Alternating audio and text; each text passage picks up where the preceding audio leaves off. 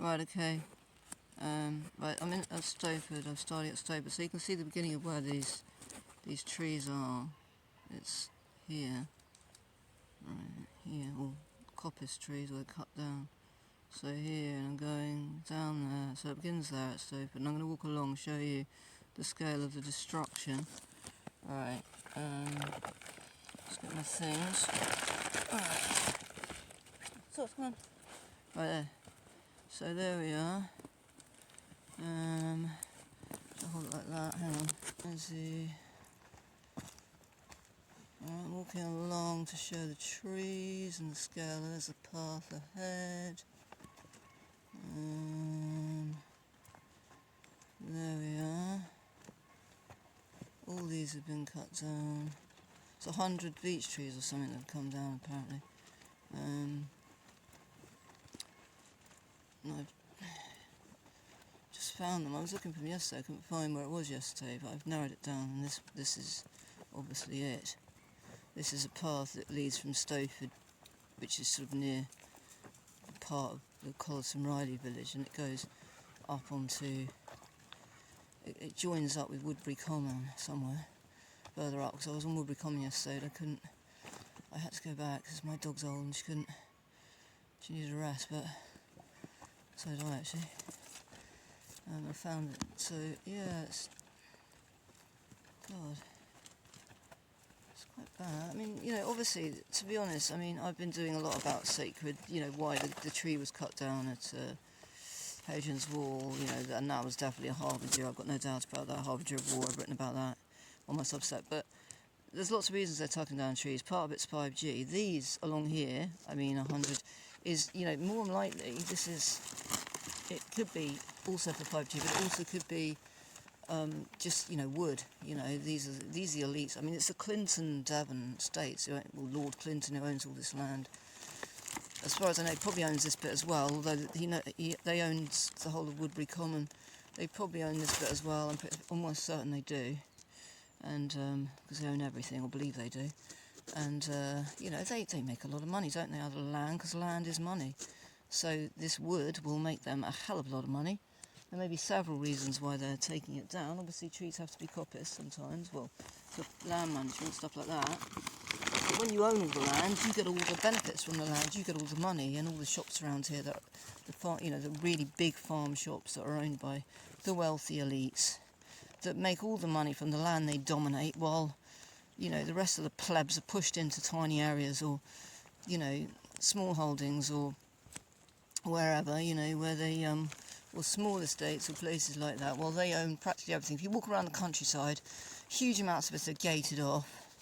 The National Trust is the other one that bloody well pretends to hold land on our behalf while they cream off everything, but try and control everything.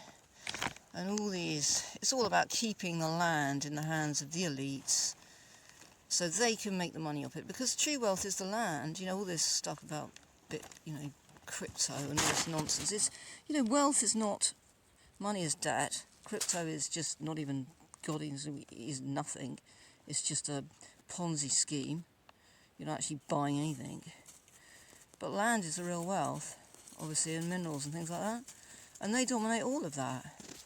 They dominate all the wealth. They even dominate the water now as well, for fuck's sake. They even let the elites take over our water supply. I mean, unbelievable. I mean, why? I was watching, and I do agree... Oh, hang on, cut off now. I got cut off for some reason. And so what I was going to say was, I was trying to say about Larkin. I agree with what Larkin Rose says. I've always said, because I'm an anarchist at heart, so... all this thing about, the tiny percent that control everybody else, that's because they do it by fear, they do it by... And then the masses, the sheep, sort of just become... they know that the sheep police the sheep, basically. They don't even need a sheepdog. The sheep sort of... they get a sheepdog to nip, they have the odd sheepdog, which is the bossy type you get in every town, those scary, and then you have all the sort of sheep who just sort of nudge each other and push each other into line, you know what I mean? It's bloody, they know that, they don't need to rule you, they've got everybody, they've got your mates and your family and your blooming next door neighbours doing it for you. you know, and those of us who don't are goats, you know, I've always been a goat, God, I mean, you just get kicked out of society, you know, and there's more and more people getting kicked out, basically, for, oh God, I got stuck in a bush branch, hang on a minute, that's good, is that helpful, hang on, no, it's got this off, well, I'm stuck in a branch there, look, ooh, okay, alright. So it's a bit awkward because this terrain is, to me, to get walking on here. Okay, that and it's film at the same time. Yeah. So yeah, but yeah, this whole thing about they're taking a lot of trees down. Why are they doing it? A lot of reasons, I think. There's, as I said, the Hadrian's Wall one, the one I was in Ghana that I showed, that tree sacred to the Shanties, that came down at about the same time as the Hadrian's Wall sycamore, and both those were harbingers of war. They did, but it's the world tree thing, and the whole Zion thing. It's quite interesting because there's been looking lately into whether, you know, the Edinburgh links with Zion, and you know, and all this sort of stuff, and you know, yeah.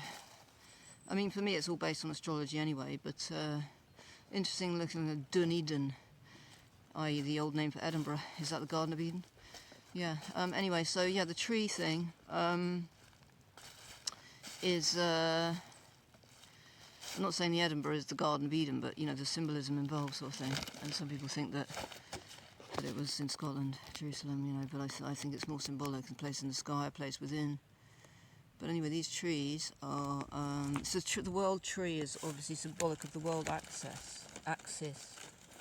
And all this stuff is all that they're playing out at the moment. It's all to do with the precession of the equinoxes, which is, you know, where if you're not aware of what the precession of the equinoxes is, you look into it, because I mean I've written some about it, but it's to get your head around it. You need to, if you're not aware of what it is, you know, look into it, because once you've got, because what it's to do with the tilt of the Earth at 23 degrees, whatever it is, 5. Actually, I'm just wondering again whether it could be to do with 5G, because if you look up the bank, alright, that's looking up onto Woodbury Common, and there's like a clearing that comes down here, right where I am now. There's some trees up there, but they're thinner, and then if I turn around, and that's where, these are where the trees have come down, and that's the villages down there, so maybe they are trying to clear for 5G signals, who knows? I don't know, because look up there, there's a clearing, and if you wanted to get a signal down here and into the village, maybe, I don't really know enough about how that works, but stop that. The Earth tilts. It's not that tilt of the Earth, is the Earth's wobble. Every 26,000 years, I forget the exact number, something around 26,000, 27,000 years. It goes around a full cycle, 25,000 something years, it goes around a full cycle of the 12 star signs, the 12 constellations, you know, so you've got the pole star, the North Pole Star, which is pointing at, you know, we point to a different pole star throughout that great year, that great cycle. That's why the pole stars change, because of the Earth's wobble, where it's sort of, you know, it's not sort of spinning exactly on it's spinning on its axis, but at the same time it's doing this little wobble thing, you know, like if you can imagine like a gyroscope slowing down and wobbling, you know, it's got this wobble. I mean, some people think that's what the Earth's wobble is actually to do with what actual sin is, you know, missing the mark, but that's another story. So if you're not aware of that, look into the precession of the equinoxes, because this is what's going on. Everything they're doing is to do with the precession. It's to do with the changes, the change from Pisces to Aquarius, which is what they're doing at the moment. I'm sure I can't walk through that. I'm going to walk around here. Come on, socks. Hey.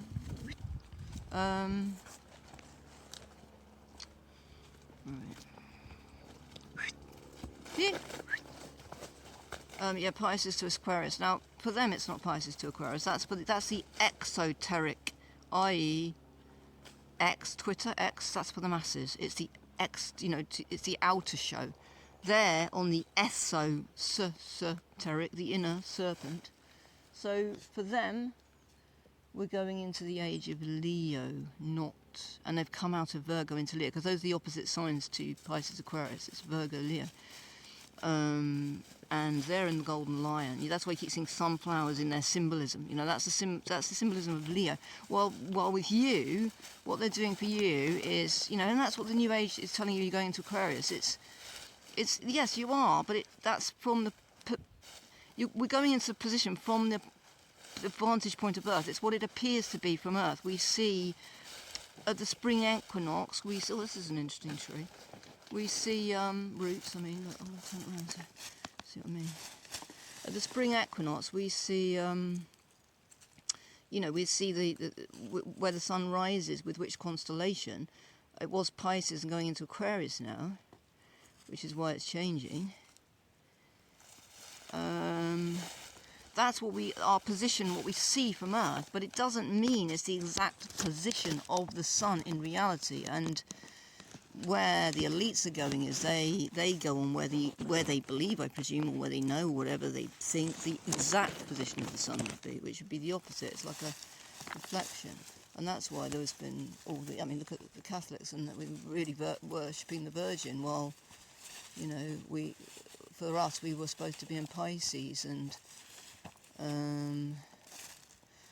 so there should be a lot of symbolism at the moment of the Virgin saying goodbye, the Virgo saying goodbye, House of Bread saying goodbye, and coming into the age of Leo. But it'll be all sort of the odd lion turning up here and there, the odd Leo symbolism. Palm trees, you see, the palm tree which came down at Torquay, there was 40 palms?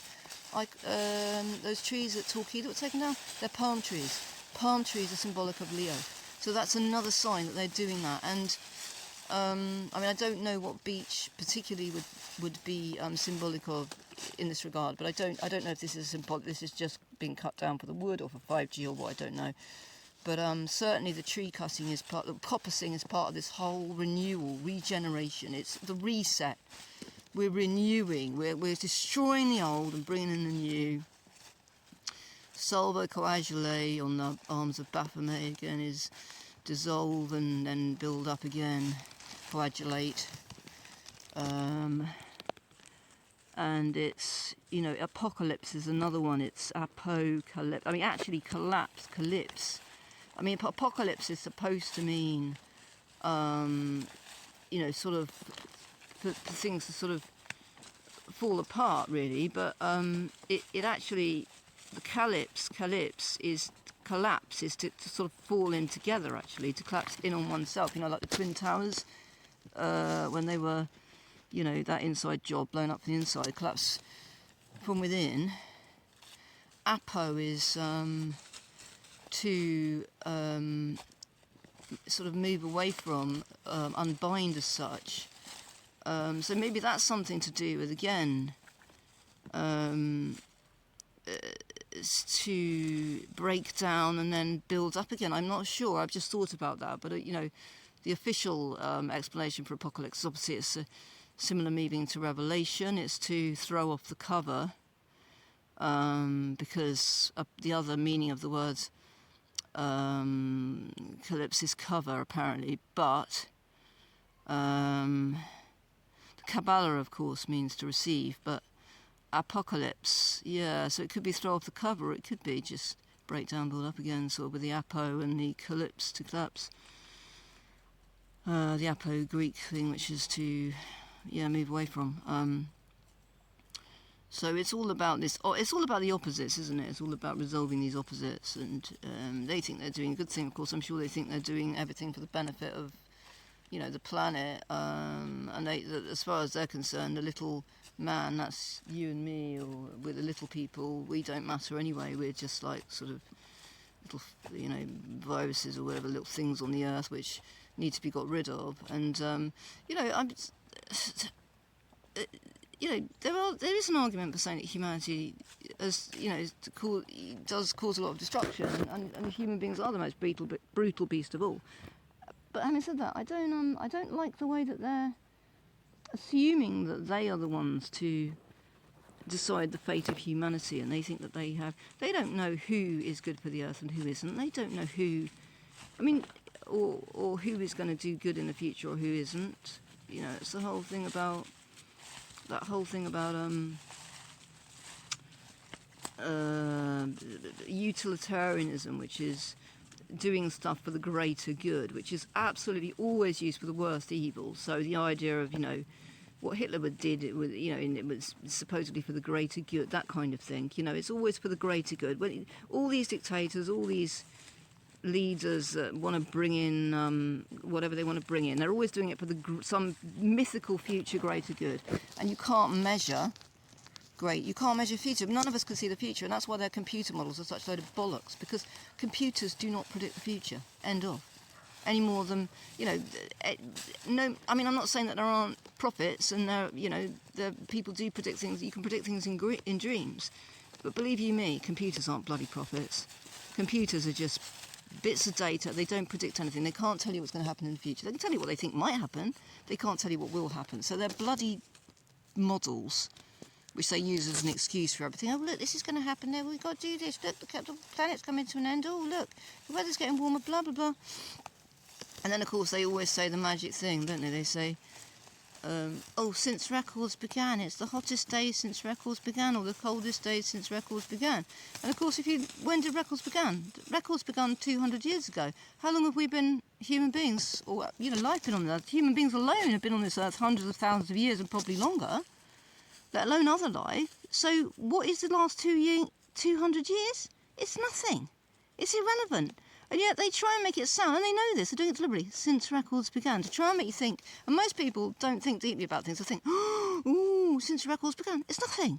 It's like me saying, I haven't had a cup of coffee since, half a second ago. And you know what I mean? It's a meaningless nonsense. It doesn't become meaningful if I haven't had a drink since half a second ago. That doesn't become meaningful until I haven't had a drink for 3 days, a couple of days or something. Then it will become meaningful. Okay, so what they're talking about is utter nonsense. They know it, and they use language all the time. And they in ways they manipulate words, and the Bible and all the religious texts have these kind of plays on words in them in their coding and stuff, where they have double meanings, double entendres, all this sort of thing. They do it all the time, and they're laughing at us. That's the worst thing is they laugh, and it's just becoming more and more ridiculous, and because they know that even when people see through them, that they're not prepared to do anything about it. So even we know now that a lot of people are awake. Yeah, they're awake, but are they prepared to do anything? No. They won't do anything. And it's understandable why. I mean, in terms of not complying, it's understandable why, because they've got over you. The main thing they've got over you, and this is what they have over their politicians and that, is you've got, not everybody, but, it's children, or your animals, or you've got, or your loved ones, or whatever you've got that they can hold over you, and people hold back on taking risks that might take everything off them in case something might happen to their children, and so they hold that over you. So it's getting over that for people to not comply with evil and with the evil. And actually, there's no such thing as, I don't believe in this. Nothing's that black and white. Okay, so there's good and evil in all of us. Anyway, but to not comply, it takes a lot. You have to be prepared to sort of take risks with and. Sometimes a lot of people may calculate and say, and they're entitled to think that's not worth it. They'd rather just carry on complying and letting the elites carry on being the pricks they are, you know what I mean, and dominating everything. But I've got to here now, so so I don't know. This is as far as I've got. I don't know if there's more, but I'm going to stop the film here because, where am I? There. See around there.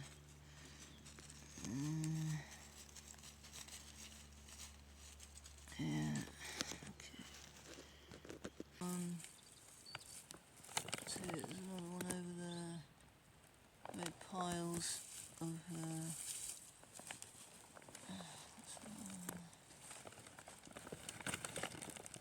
there's the wood that they cut down. Bonfires, probably. I mean, it could always be like the elites coming out here at night and having their bonfires and sacrifices. They are. Who knows? Yeah. Maybe making some extra grazing or something. But, what's this? Oh.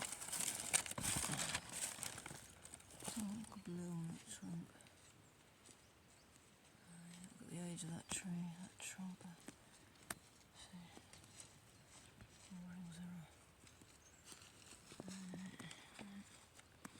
that's such a beach. Solid trunk.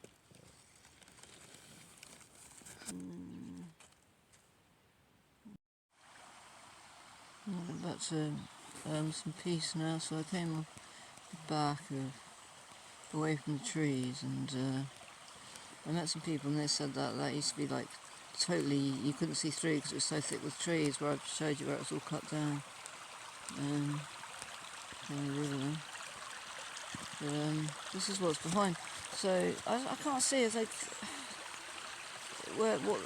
whether there'd be any use to 5G and just cutting those down, because there's a whole wood behind here anyway, but unless, I don't know, I'd have to have a look.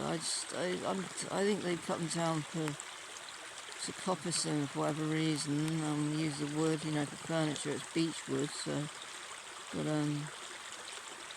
I don't know, I'm trying to find out. Not sure it's a symbolic one, although 100 beech tree would be symbolic of anything. It's more of a localised thing, but there's all sorts of weird stuff they're doing with trees. I think sometimes they're doing it just to stick 2 fingers up to the plebs, you know, to the peasants, you know. Oh, let's just stick 2 fingers up to you and cut some more trees down and give you less oxygen and stuff, who knows, you know. But no, I mean, they do have other reasons, obviously, for cutting them down, and there's land management stuff, but it seems a lot to cut at once, though. It's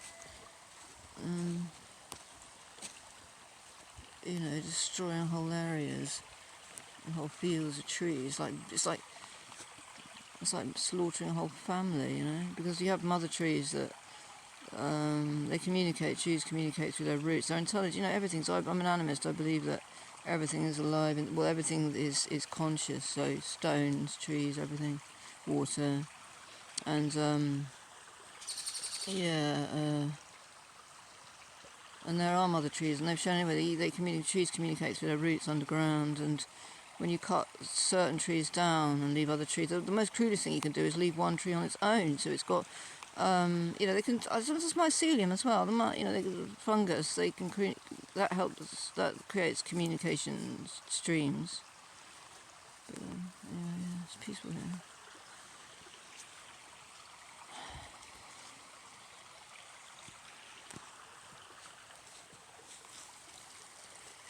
Gosh.